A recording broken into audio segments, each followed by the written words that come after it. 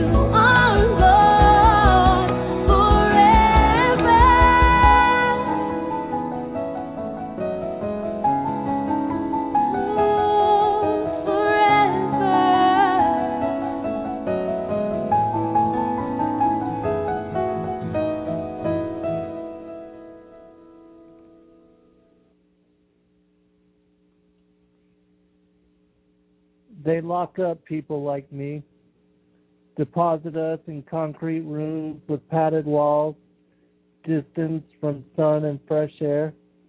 It's for your own good, they say, like the forcefully injected drugs and mind-shattering electroshock called therapy.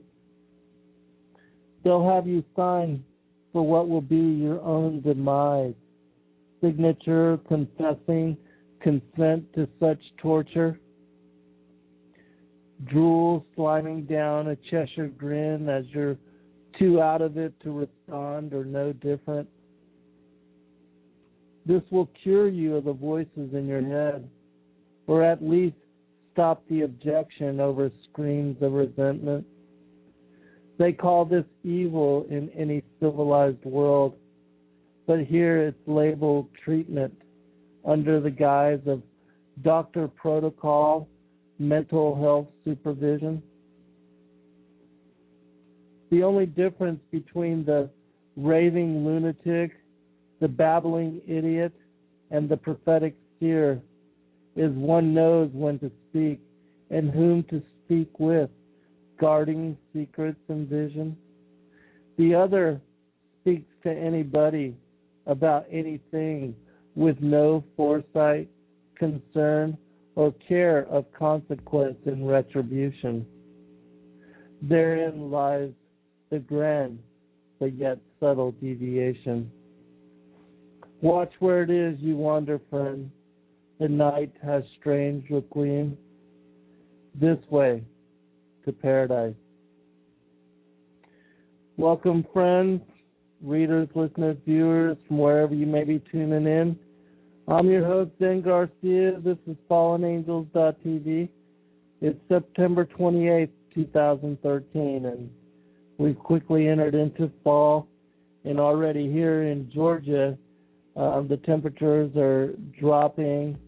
There's a really nice and cool breeze, along with the steady warmth of sunshine and the blessing of what is still just really nice and comfortable days and beautiful temperatures. This is an awesome time of the year, and I really enjoy fall.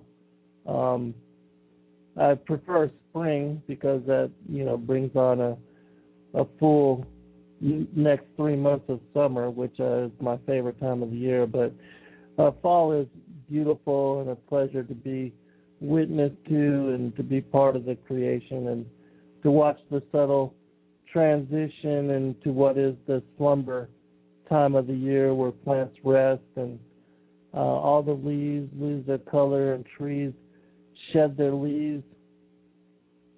I hope that wherever you may be, that you also are blessed to experience just the beautiful and the beauty of fall and its grand appeal. That was a poem that I just wrote earlier today, and I was just thinking about, the poor people that have over time and history have been locked up for just having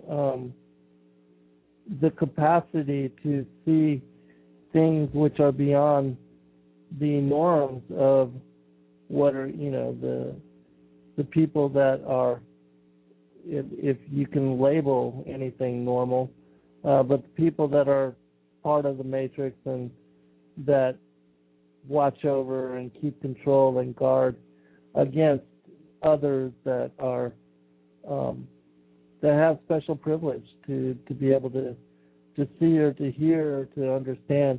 And as far as the spirit, I know that there's a lot of people that also speak to demons and that have, the dark forces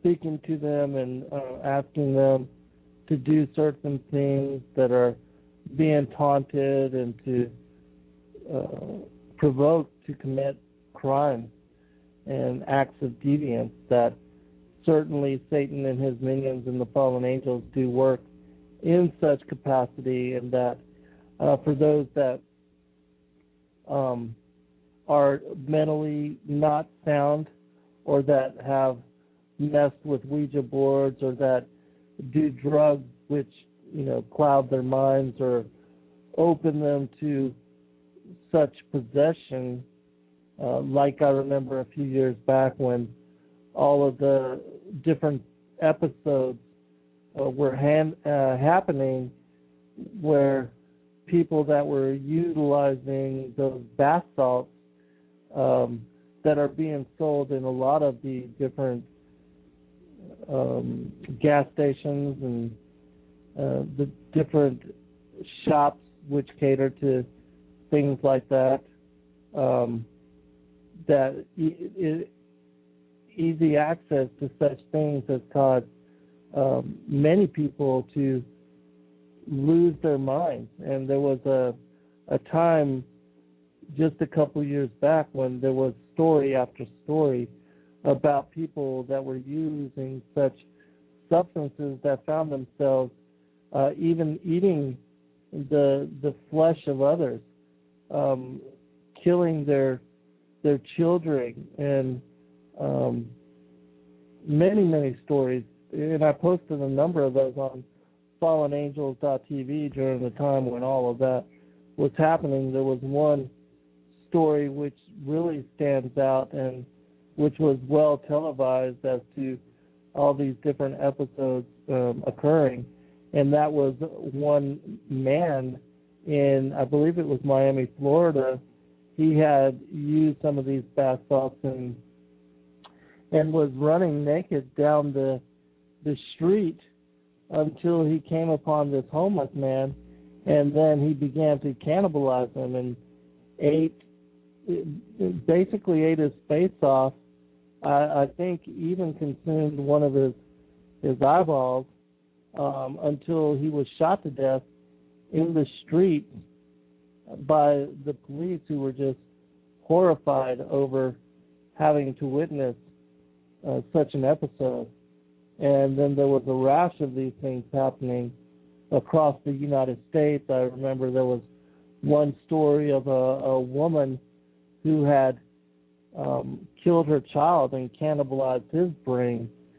And certainly these, are demonic influences, that demons are occupying these people during the time when they are rendered high on these substances, and that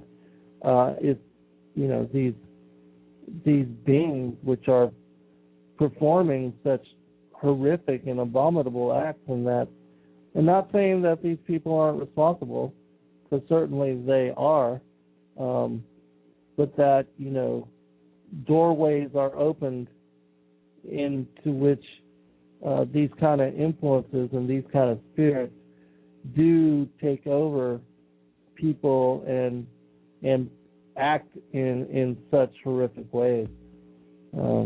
Like voodoo ceremonies, a lot of times these different people that are they're doing these different voodoo ceremonies, they invite the spirits to take over them, and then certain acts like this can happen, and that certainly in pagan rituals over time and history, that these kind of things did occur and were invited to happen by people that were willing to become possessed by such spirits, and that even the elite of the world today, they are directly involved with such rituals. Anyways, I don't want to go off into the darkness of such behavior, but it does happen. It does happen, and it's still happening. Anyways, I'm going to cover today, the name of the show for today is Seekers of Lost Paradise. And for those that are part of our website at fallenangels.tv and that are have joined us for fellowship there, we know that our motto for the website is a seeker of lost paradise may seem a fool to one who has never sought the other world. And that was also, one of the reasons why I wrote the poem that I did, because so often people that seek the kingdom and that make it a priority for their lives, that make relationship with the Most High, with the divine, with God and His Son, we're considered crazy, especially when you are granted vision, insight, which helps one to see through the matrix and to understand the deeper reality of what is veiled and what only a few really in the world understand and are privileged to. That and there have been people throughout the different eras of history that are granted such vision, have such insight, and when they speak about these things and share them, relate them in writings or scripture, or when they, like for the pre-Adamic humans that drew such images of what they saw on cave walls and were trying to describe the Nachash, these feathered serpent type beings, and what is the devil and Satan, the ancient dragon, as spoken about in Revelation 12, or the fallen angels as the ancient aliens and as users of high technology, and for them to, even for the patriarchs like Ezekiel, trying to describe what he saw, and for John writing Revelation and trying to give a good description of what he was witness to in his vision. Joel in chapter 2, when he's speaking about the return of the Nephilim and the loosening of the locust army. Those kind of things are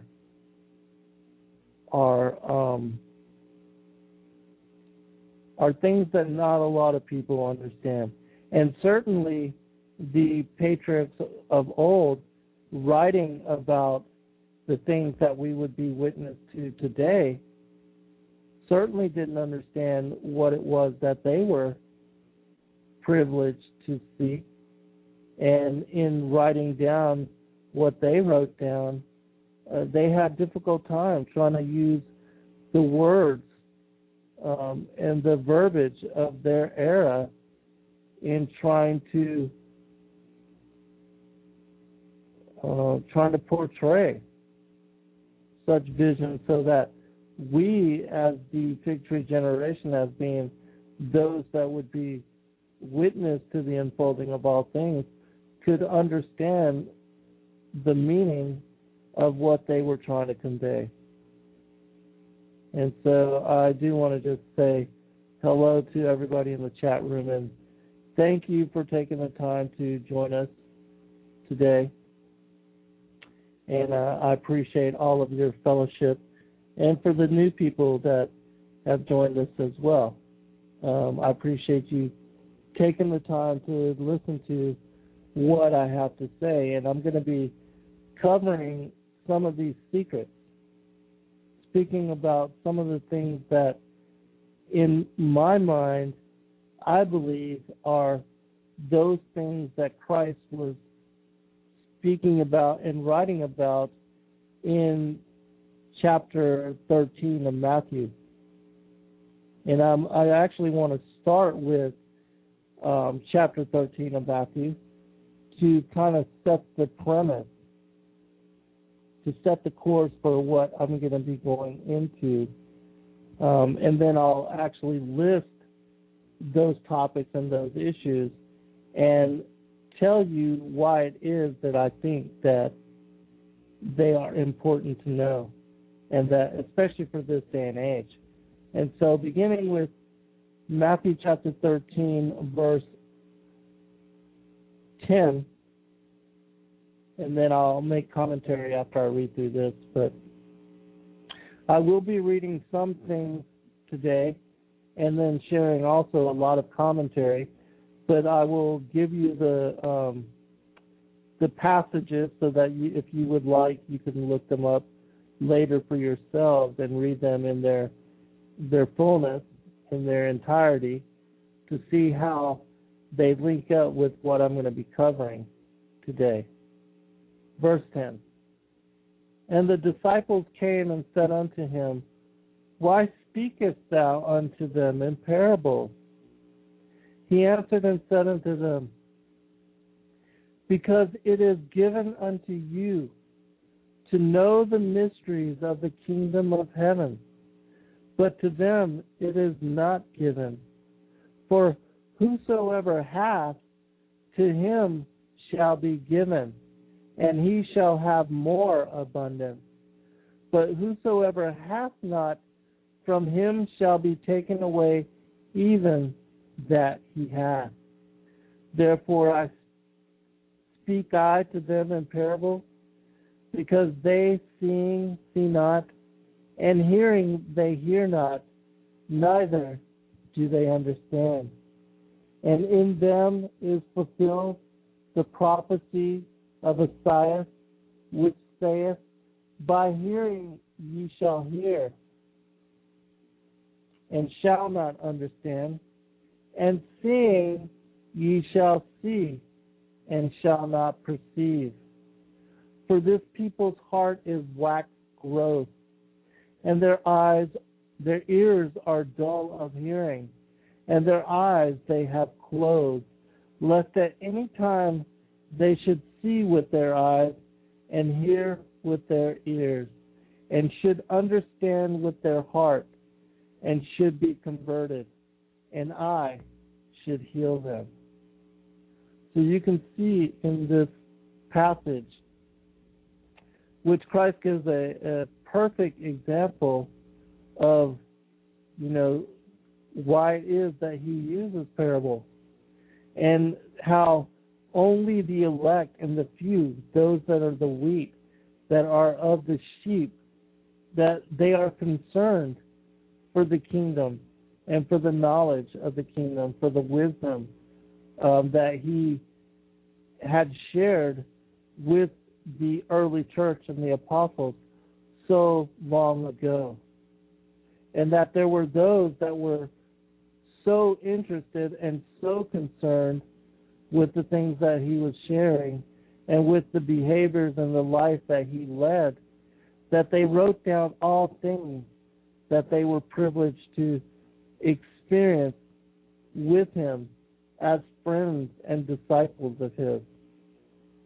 And they knew that the things that they were witness to would be important for a later generation, and that many would be fed from their words and from the things that they shared. But continuing, but blessed are your eyes, for they see, and your ears, for they hear.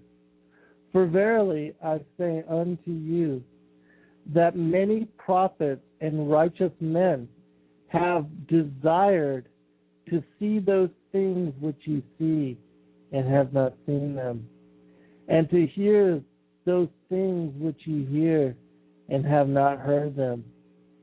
Hear ye therefore the parable of the sower. When anyone heareth the word of the kingdom, and understandeth it not, then cometh the wicked one, and catcheth away that which was sown in his heart. This is he which receiveth seed by the wayside. But he that receiveth the seed into stony places, the same is he that heareth the word, and anon with joy receiveth it. Yet hath he not root in himself, but dureth for a while. For when tribulation or persecution ariseth because of the word, by and by he is offended.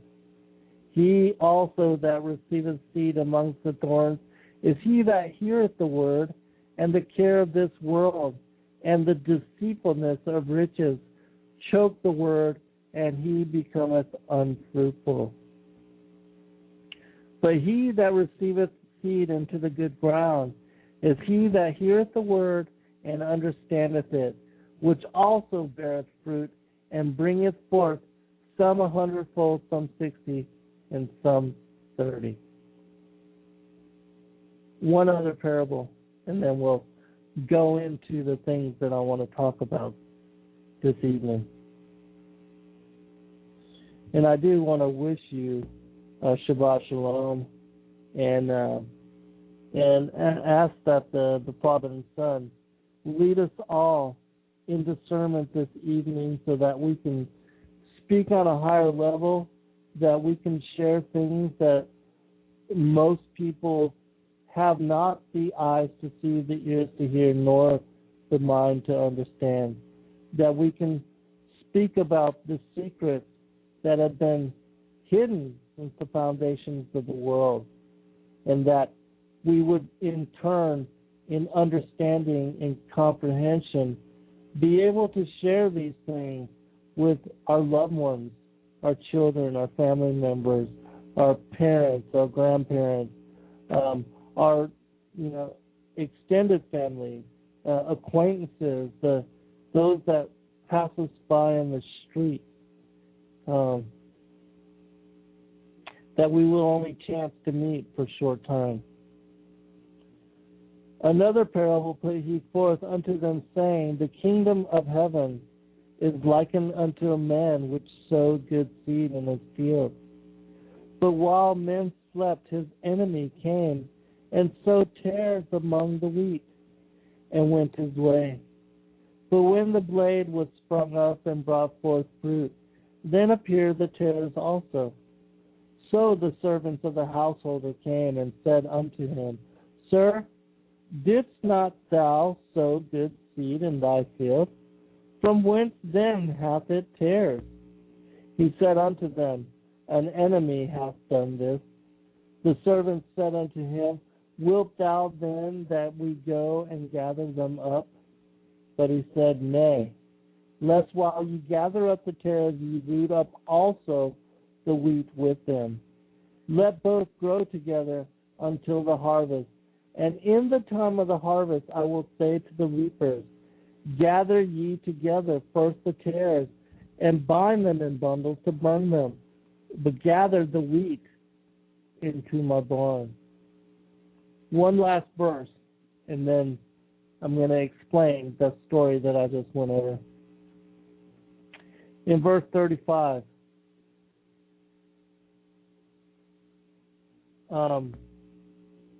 it says, I will open my mouth in parables. I will utter things which have been kept secret from the foundation of the world. And in this last parable that I just read about the garden and how an enemy had snuck into the garden and sowed tares among the wheat, and how Christ said to not chop down the tares, because in doing so, the wheat would be sheared also. But he said, let both grow together until the time of the harvest. And that at that time, he will say to the reapers, gather ye together the tares, bind them in bundles to burn them, but gather the wheat into my barn. This parable is basically a metaphor for life and for what is the second world age, which the second world age began with the deception, the beguilement of Eve, and the fall from paradise and the loss of immortality of both Adam and Eve, and how their bodies were transformed from that of an angelic, bright nature to that of flesh form. And that on the eighth day, they took on these bodies of flesh, where the prophecies of Genesis chapter 3 were then fulfilled, namely that Eve would be beguiled in the flesh and impregnated with Cain, and that Adam would have to work the soil to bring forth sustenance for what would be the progeny of his own children, which began with Abel, but because he was killed by his half-brother Cain, he was replaced with Seth, who fostered the Adamic line.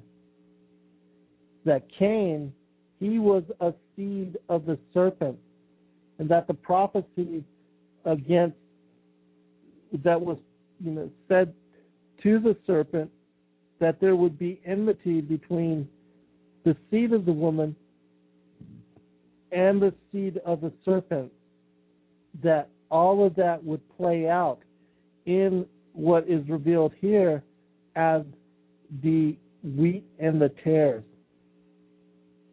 And just as Cain was the firstborn, the first begotten of the devil, of Satan, it also says, but while men slept, his enemy came and sowed tares among the wheat. This is what is being referred to here in this particular parable. And it's my opinion that Matthew chapter 13 covers this, because this is one of the greatest secrets which is contained within the Word.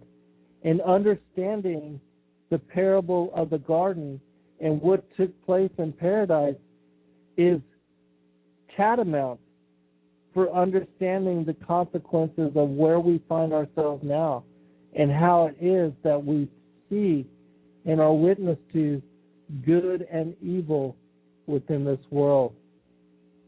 And just to give further verification of that, I'm going to read this last part of Matthew chapter 13, which is so very important. And then I'm going to go into the other secrets, because I've got a lot that I want to share with you today. And this is after he had spoken to the multitude in parable form. Then Jesus sent the multitude away and went into the house. His disciples came unto him, saying, Declare unto us the parable of the tares of the field. He answered and said unto them, He that soweth the good seed is the Son of Man. Because Adam was created in the likeness of Yahushua, as the Word, as Adam of light, and as the visible embodiment of the invisible Father. Adam is the son of Yahushua, the Most High. The field is the world, the good seed are the children of the kingdom, but the tares are the children of the wicked one. The enemy that soweth them is the devil. The harvest is the end of the world, and the reapers are the angels. So here again, it is referring to the enemy that sowed the tares and that is responsible for the children of the wicked one. It calls him the devil. And as therefore the tares are gathered and burned in the fire, so shall it be in the end of this world. The Son of Man shall send forth his angels. They shall gather out of his kingdom all things that offend, and them which do iniquity, and shall cast them into a furnace of fire. There shall be wailing and gnashing of teeth. Then shall the righteous shine forth as the sun in the kingdom of their Father. Who hath ears to hear, let him hear. So here again, he is alluding the parable of the wheat and the tares with the harvest and the judgment at the end of the world that will set upon this second world age with his return. So that is one of the biggest secrets, one of the most important things to understand as far as the gospel and the things that are hidden and contained within. And some of the other things, we're going to be talking about those going into the next section. But that, in my opinion, is one of the biggest. And that when you can put the pieces together for that discernment, so much of what is contained and which is linked to the sons of God mating with the daughters of man and creating a race of giants, why it was that when Joshua was led into the promised land, he was told to kill every man, woman, and child, why it was that Saul even was told to spare none, and when he did, the kingdom was rent from him. And why David, was chosen to slaughter Goliath and his brothers who were giants. Why after the flood, Noah and his sons went to war against King Og of Bashan, who was also a giant.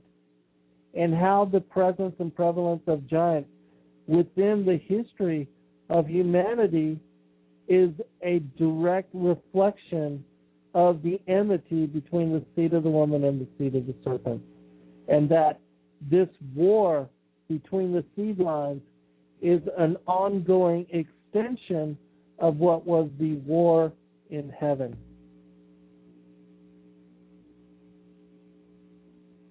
And I'm going to talk about some of that. I'm not going to cover it in great detail.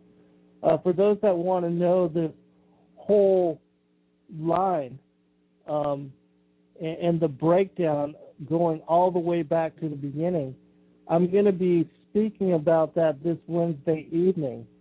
I'll be on the Hijacker show, but I will be flying solo. The Hijacker had a death in his family last week, and so that's why there was no Wednesday night broadcast, but they have asked me to step in and to fill for him.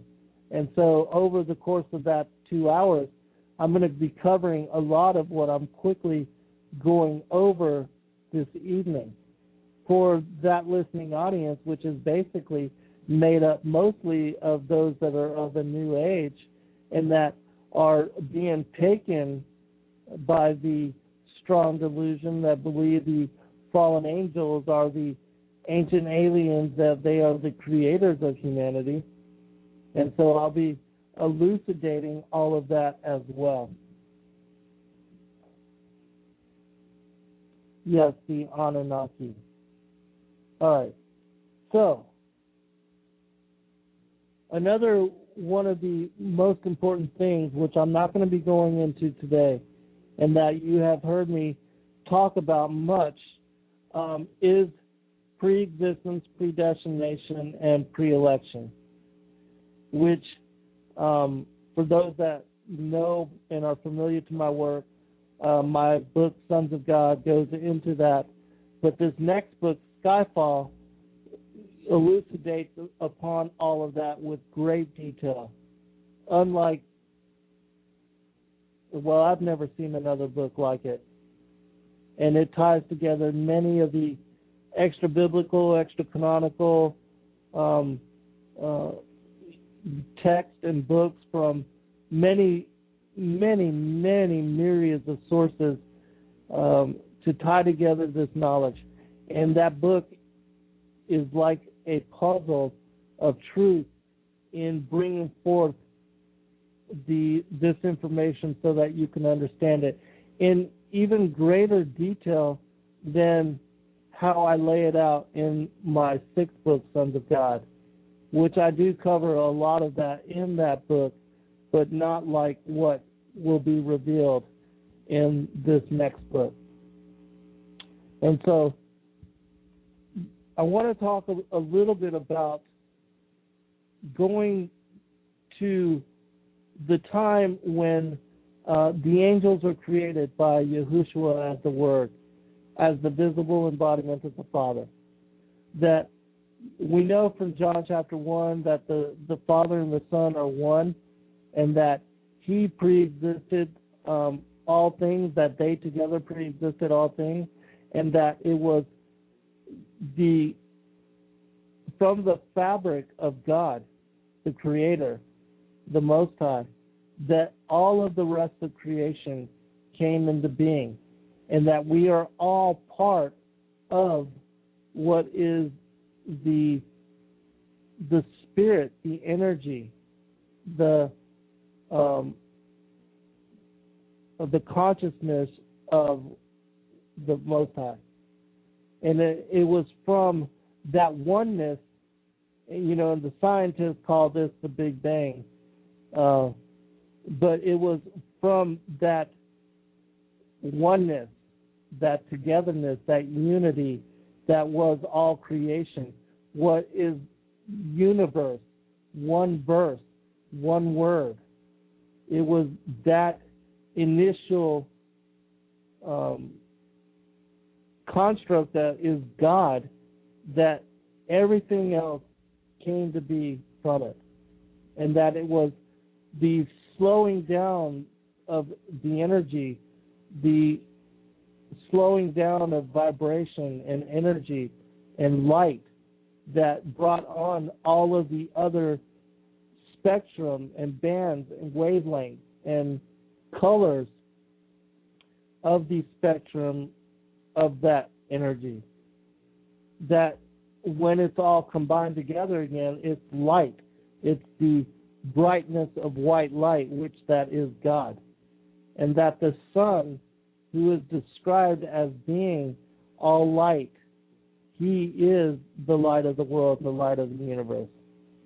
And so I'm going to share just a little bit about going back to the war in heaven and to that momentary pause, and how it was that the Son was introduced to who we are as the council of the mighty, the Morning Star administration, that we also pre-existed our bodies, and that we were witness to the crowning of the Son and the dominion that was given to him. From the book of the Bee, chapter 6, it says, "When the holy angels were created on the evening of the first day, without voice, they understood not their creation, but thought within themselves that they were self-existent beings, and not made. On the morning of the first day, God said in an audible and commanding voice, 'Let there be light.' And immediately the effused light was created. When the angels saw the creation of light, they knew of a certainty that he who had made light had created them. And they shouted with a loud voice and praised him and marveled at his creation of light. As the blessed teacher saith, when the Creator made that light, the angels marveled thereat. And as it is said in Job, when I created the morning star, all my angels praised me." Now, for those that are familiar, I believe it's in Revelation chapter 20, 19, 20, or 21. Christ declares himself as the original morning star. And the light that is being spoken about in this particular passage, and the morning star that is being referred to in this passage, is Christ, Yahushua, as the Word, not Lucifer as the morning star, because he was the first created archangel. But that the Son, because everything, think about this passage, everything was sitting in darkness. There was a momentary pause before Christ was crowned and given dominion and shown to the rest of the sons of God as the light that basically lit up the whole universe and brought all other things into visibility. And that before then, all the sons of God, and the creation sat in darkness.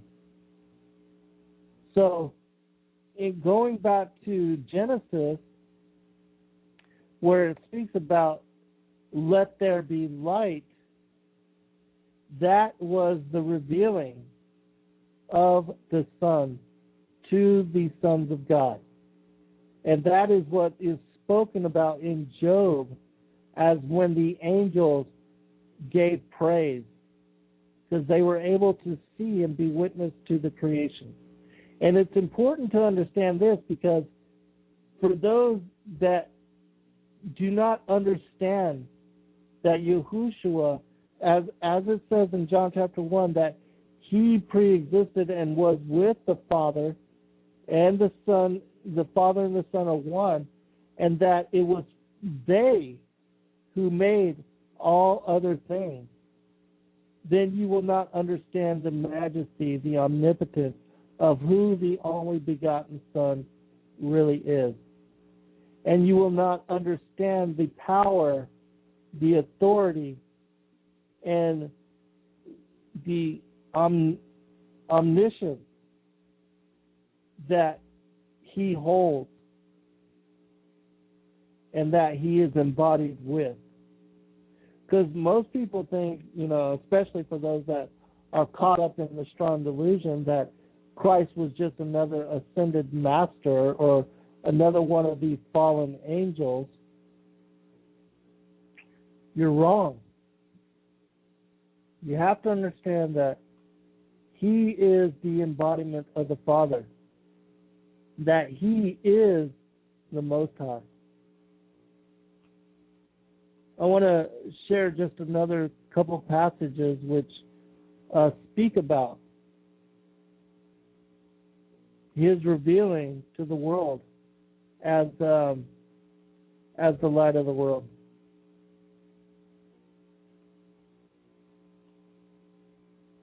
It is he alone who came to be, that is the Christ. And as for me, I anointed him. This is from the trimorphic protonoia. As for me, I anointed him as the glory of the invisible Spirit with goodness. Now the three I established alone in eternal glory over the eons and the living water that is, the glory that surrounds him who first came forth to the light of those exalted eons. And it is in glorious light that he firmly perseveres, and he stood in his own light that surrounds him. That is the eye of the light that gloriously shines on me. This is the Most High speaking here.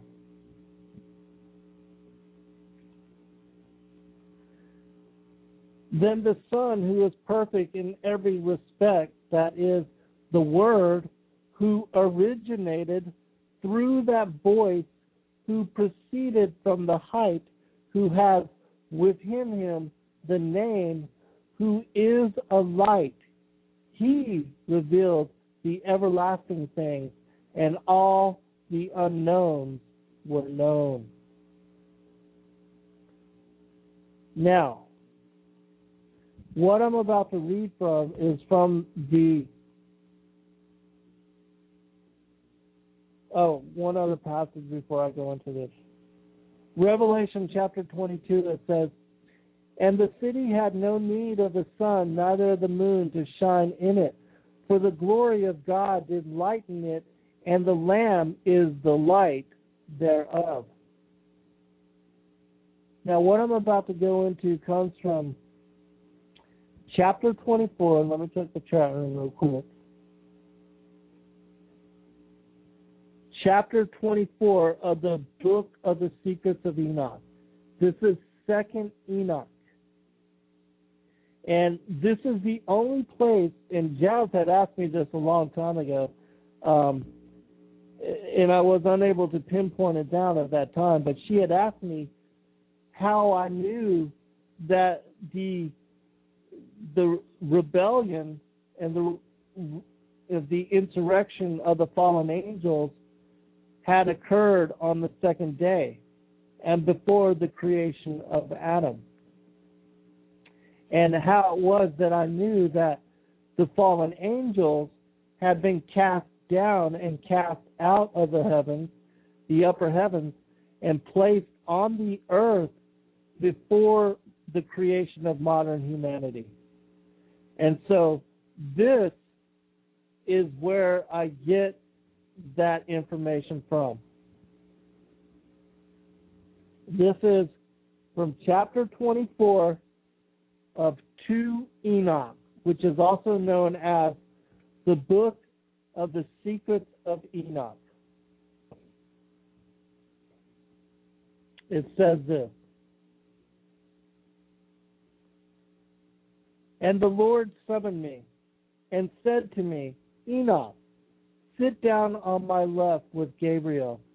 And I bowed down to the Lord, and the Lord spoke to me, Enoch, beloved, all that you see, all things that are standing finished, I tell to you even before the very beginning, all that I created from non-being, and visible, physical things from the invisible, spiritual things. Hear, Enoch, and take in these my words, for not to my angels have I told my secret, and I have not told them their rise, nor my endless realm, nor have they understood my creating, which I tell to you today. For before all things were visible or physical, I alone used to go about in the invisible things, like the sun from east to west and from west to east. But even the sun has peace in itself, while I found no peace, because I was creating all things. And I conceived the thought of placing foundations and of creating physical creation. Chapter 25. I commanded in the very lowest part that visible physical things should come down from invisible spiritual things. And a doyle came down very great, and I beheld him, and lo, he had a belly of great light. And I said to him, Become undone, Adoyle, and let the visible, physical come out of you. And he came undone, and a great light came out, and I was in the midst of the great light. And as there is born light from light, there came forth a great age, and showed all creation which I had thought to create. So here in this passage in the book of the Secrets of Enoch, Christ is telling you exactly what I just told you about how he and the Father are one, and that he, the Father unfolded himself, and that he was the great light. Yahushua, as the visible embodiment of the Father, he was the great light, and that from this great light all other things came into being, and a great age was born. Because it's when what the scientists call that Big Bang, when that universe, one verse, the one word, when that one act, the expression, the unfolding began, that every other thing in creation began to be become witness and present to what was time, space, and change, because the Father and the Son were unfolding all things from themselves. And I saw that it was good. And I placed for myself a throne and took my seat on it, and said to the light, Come, and let us Go thence up higher and fix yourself high above the throne, and be about a foundation to the highest things. And above the light there is nothing else. And then I bent up and looked up from my throne. Chapter 26.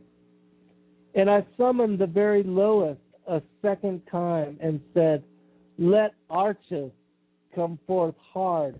And he came forth hard from the invisible. And arches came forth hard, heavy, and very red. And I said, be opened, arches, and let there be born from you. And he came undone. And age came forth very great and very dark, bearing the creation of all lower things. And I saw that it was good, and said to him, go thence down below, and make yourself firm, and be a foundation for the lower things. And it happened, and he went down and fixed himself, and became the foundation for the lower things. And below the darkness there is nothing else. So you can see how from the light came all the invisible, imperishable, and immortal things, and that the separation of light and darkness, which occurred on the second day, the separation of light and darkness, that is when the lower physical, lower dimensional world came into being. Continuing, chapter 27. And I commanded that there should be taken from light and darkness. And I said, be thick, and it became thus. And I spread it out with the light, and it became water.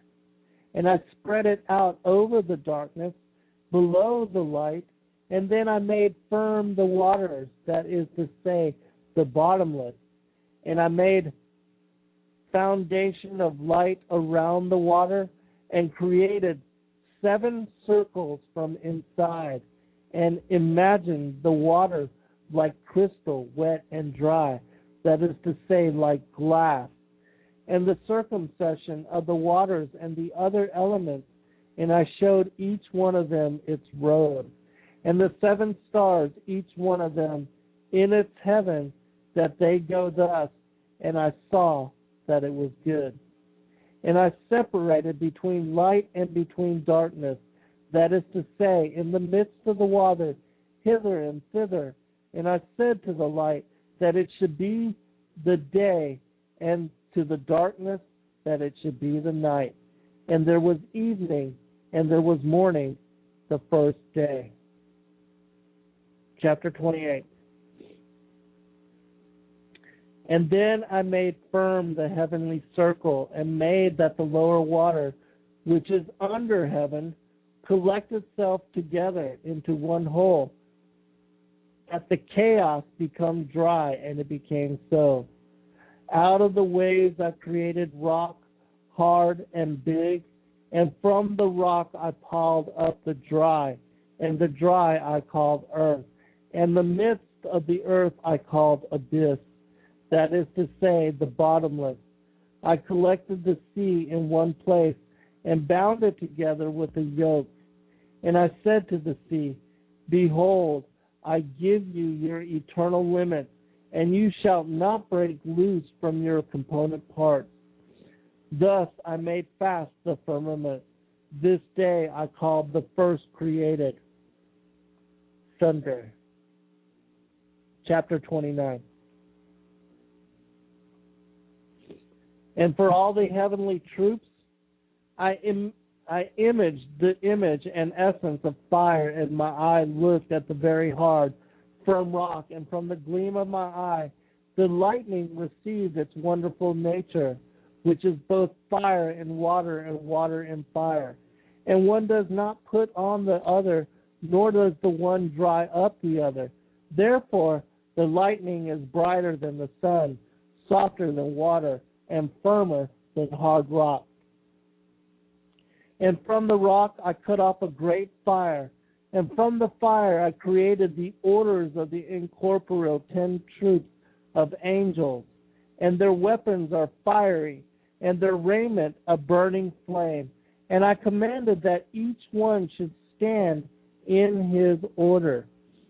And one from out of the order of angels, having turned away with the order that was under him, conceived an impossible thought, to place his throne higher than the clouds above the earth, that he might become equal in rank to my power. And I threw him out from the height with his angels, and he was flying in the air continuously above the bottomless. And in chapter 30, you see, on the third day, I commanded the earth to make grow great and fruitful trees and hills, and seed to sow, and I planted paradise, and enclosed it, and placed as armed guardians the flaming angels, and thus I created renewal. Then came evening, and came morning, the fourth day. So you see, Lucifer was cast out of the heavens on the second day,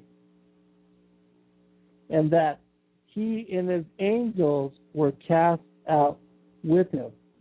Now, there's a verse in Luke chapter 10, verse 18. It says, "And he said unto them, I beheld Satan as lightning fall from heaven."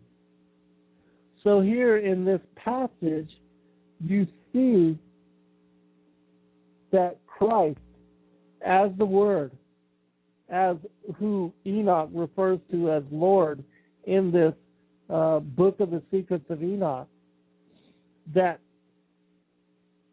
he indeed beheld Satan as lightning fall from heaven, because he was the one that cast him from the heavens. And there's another passage from chapter 55 in the first book of Adam and Eve, which I'm not sure if I have that one here before me, but I'll look it up before the end of the show. But in that passage, Adam, as he's being cast out of paradise, as he's being banished to the lower earth where the fallen ones and the fallen angels had been banished to, he asked, I believe it's Michael, he asked him about why it is that Satan was so wrathful with him and Adam and Eve. Why he was taking such vengeance against them, and why he hated him so. And so Michael, in that story, relates to them how there was this war in heaven, and how Satan was banished and was cast out by Yahushua as the Word. And the reason that he took revenge against Adam and Eve, and I cover this in great detail in my fourth book, Lucifer, Father of Cain, and I share all of these different passages that I'm sharing with you now, and even more. He relates the story of why it is that Satan is so mad at Adam and Eve. And it's because he blames them for his fall from heaven, which occurs as a consequence of Adam of light having cast him and his legions out. And so Adam, who was created in the image of the Son as Adam of light, is the one that incurs the wrath of Satan, because Satan knows that he cannot take any revenge against the might of the Most High. And so putting the whole story together, you see that when the Father revealed the Son as the light and gave him dominion over the creation, this is the moment when, as it says in Ezekiel chapter 28 and Isaiah chapter 14, that iniquity was found within him, within Lucifer, and that he wanted the angels to worship him, and he wanted to have authority over them, which he did have. But that he wasn't satisfied with that. He wanted to be as the Most High. He wanted to be as Christ. And for that, he was cast out. Another passage from, this is the Gospel of the Secret Supper, which is a book that not many people have heard about. It says this, "And I said, Lord, before Satan fell, what was his glory besides your father's? And he told me, such was his glory, that he governed the virtues of heaven. As for me, I sat next to my Father. Satan was the master of all those who imitated the Father. And his power descended from the sky to the inferno and rose again from the inferno to the throne of the invisible Father.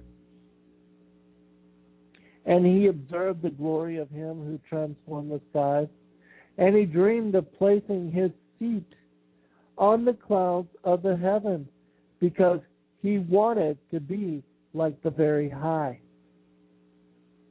When he descended farther down, he found himself in the presence of the clouds weighing on the tidal waters of the sea. He went on until he got to his Osip, which is the principle of fire. After that, he could not descend farther because of the intense flame of the fire.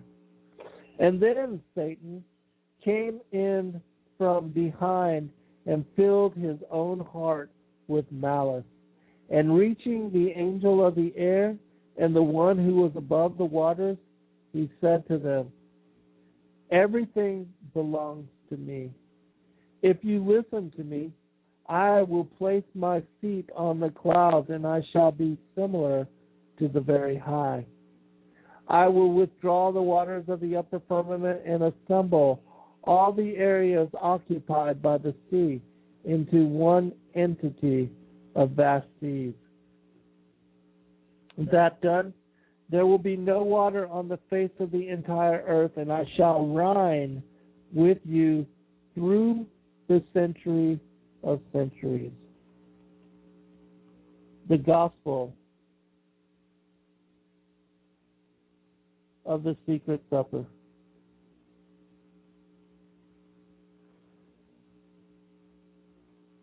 All right.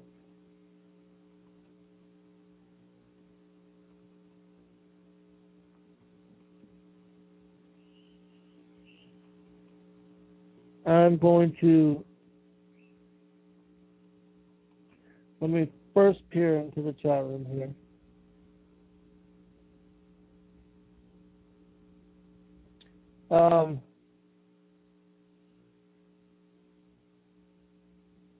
Okay, it says few of you are having issues on here. Jazz is asking, where does that come from, the Gospel of the Secret Supper? It comes from many of you know that I've given you links to the Old Testament pseudepigrapha, which are really thick books that are collections of many of these apocryphal, extra-biblical, extra-canonical texts. I'll actually put a link in the chat room for y'all. Let me go ahead and pull it up real quick. But I would recommend that people purchase these books if you can. They're about $30 a piece. And I know for a lot of you that, it's difficult just trying to make it from, week to week, month to month. But if you can afford to get these books, hold on one second. I would most definitely do so, because they contain a massive array and variety of texts that you cannot easily find, even on the internet. Snippets, scriptures, texts that are not widely available and little known about, and that a guy named James Charlesworth, I believe his name.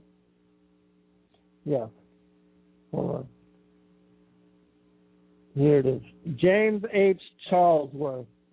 He was an Oxford scholar, and even to this day, he spends his profession is to meet with many of the people that are trying to sell on the black market these different texts and these different books. Even like with recently you had the Gospel of Judas,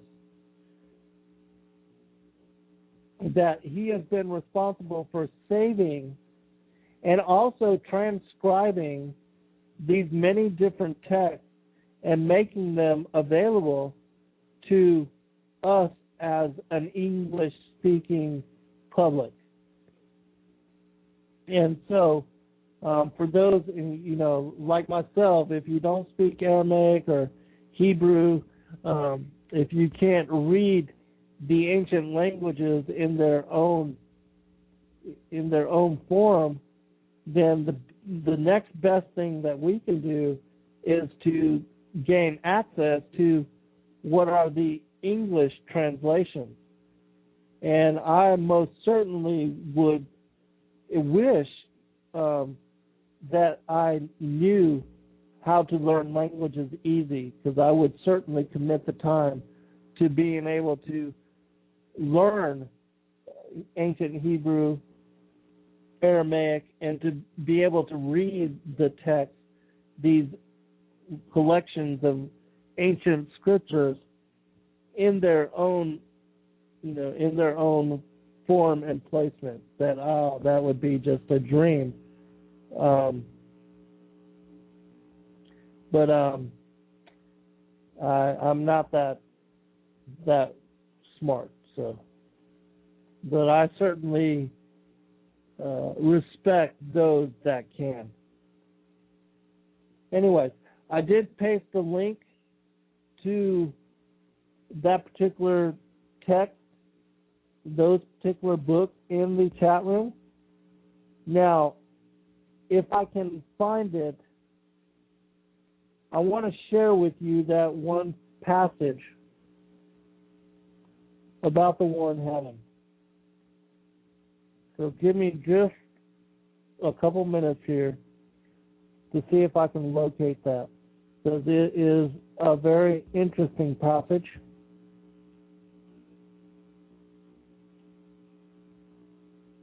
And I think you will benefit from hearing from it.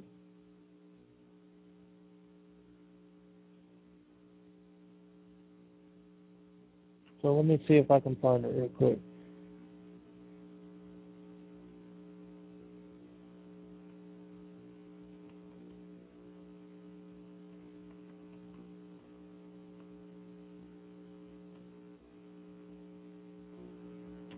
Very interesting passage. If I can't find it in a few minutes, I'll save it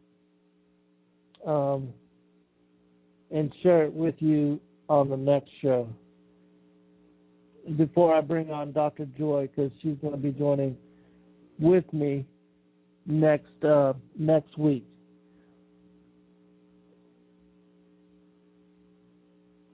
Let's see. Oh, also, there's a book, The Gospel of Bartholomew,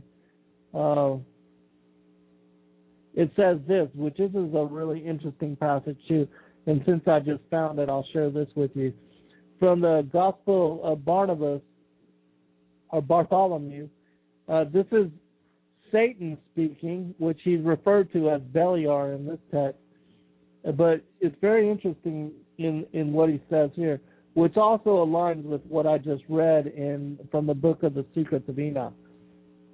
It says, "For if I were able, I would have destroyed you like one of them that were before you. For indeed, I was formed the first angel.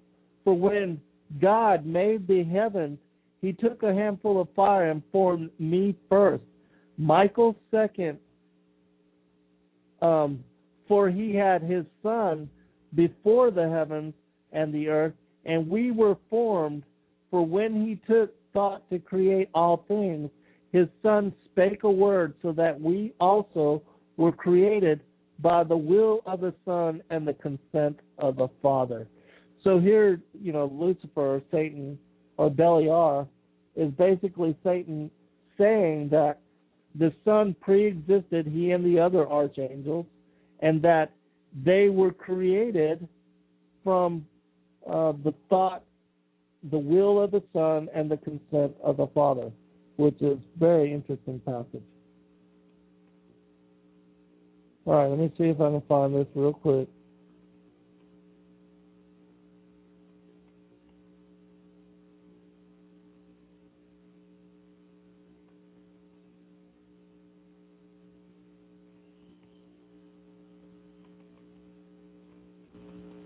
Okay.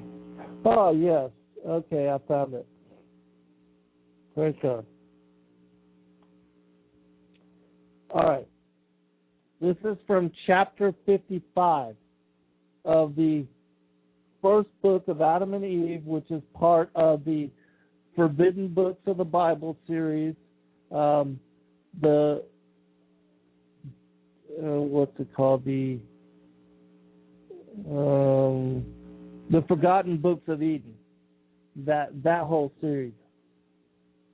It says this: "But now, O Adam, we will make known to you what came over us through him before his fall from heaven. He gathered together his hosts and deceived them, promising to give them a great kingdom, a divine nature, and other promises he made them. His hosts believed that his word was true, so they yielded to him and renounced the glory of God.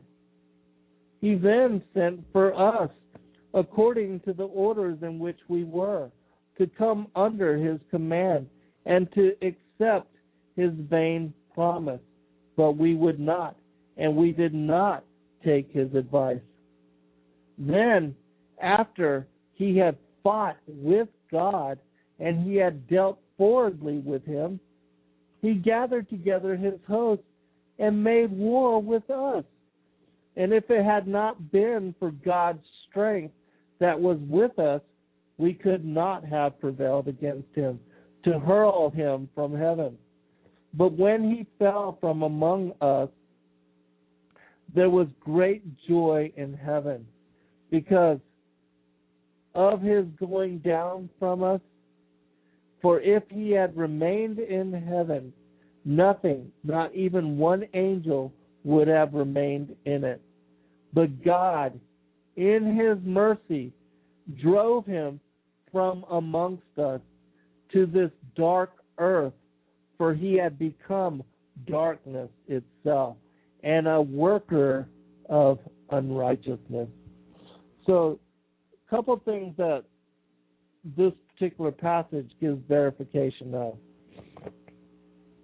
First, Lucifer in the war in heaven, the rebellion and the insurrection, took place before the creation of Adam and Eve, and before the beguilement of Eve that resulted in the impregnation with Cain and the birth of the seed of the serpent. And that he and his the angels that followed him, which were the angels of the Most High, but that joined him in rebellion, that he and these angels, these fallen angels, they were cast out to this dark earth, to where we find ourselves now, and where our ancestors, Adam and Eve, so long ago, where they found themselves banished to.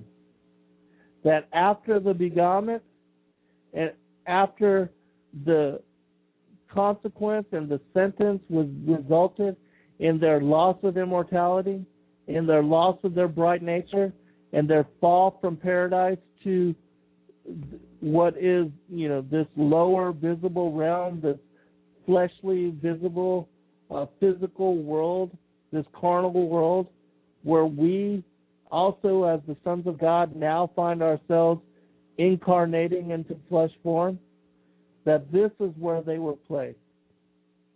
And so the megalithic structures and the cities and the buildings and the things that we find on this planet that were here before even, that could not have been done by pre-Adamic man, and that precedes the second age, which began with Adam and Eve, that all of these things were done by the fallen ones, whom are referred to as the Anunnaki, and that the men of renown referred to in Genesis chapter 6, the sons of Enoch that are spoken about in Joshua, whom Noah and his sons went to war against, that when Moses and his people were taken out of the bondage of Egypt and taken into the promised land, that it is these people they were told to kill, every man, woman, and child. And it's also these beings and what they had created, and that they were the ones that also, brought up Atlantis and the things that occurred there.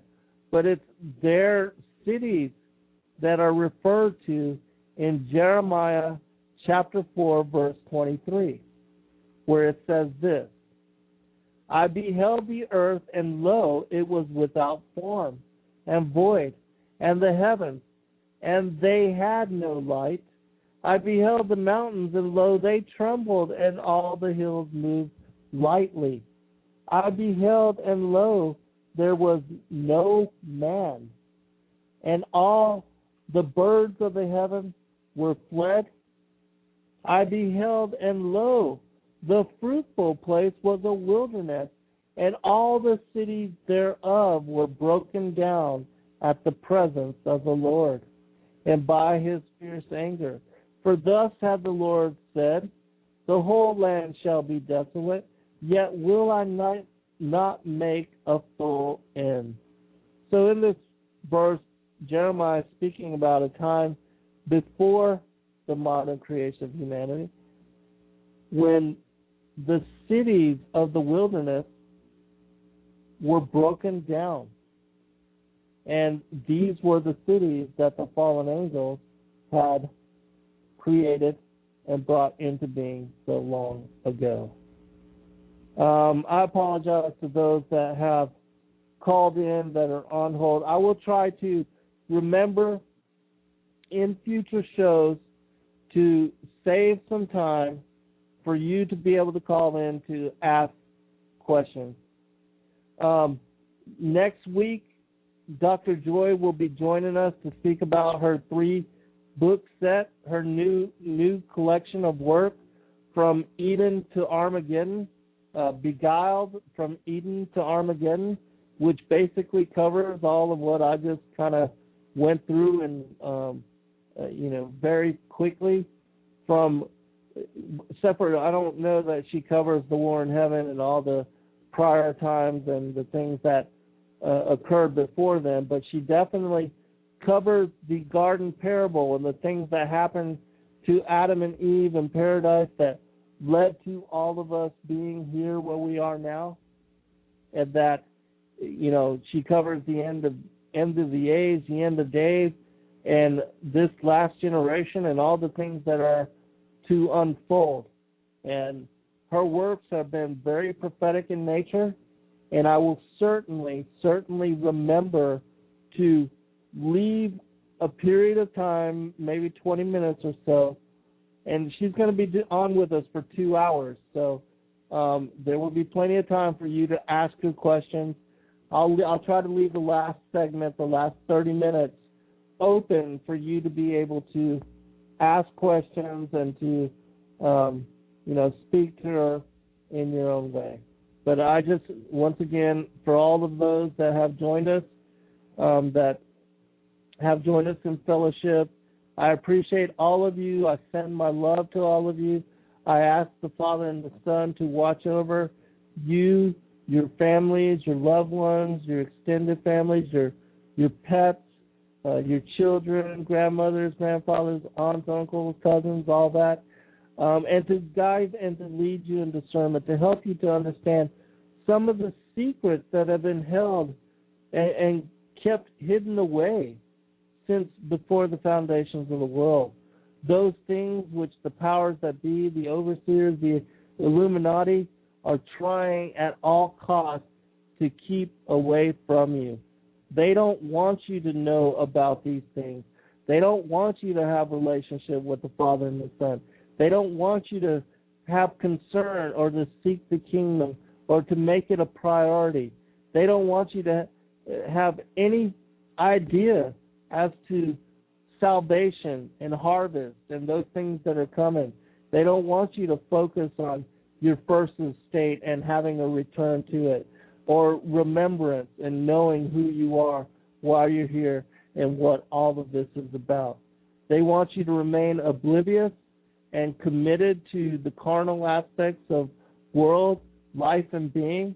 They want you to be good taxpayers and to go quietly about your business, get your education, and serve the corporation, serve the matrix, and be good slaves to the system. Work your 65 years until you're old out and worn out enough to finally retire and enjoy life. And as long as you buy into that and believe in it and hold that as, the American dream for your life, then all these things will lead you. So I pray that you make these things important for your own discernment, and that the Father and the Son, in recognizing you making them important, will lead, guide, and help you to understand all these things. In Yahushua's name, I pray.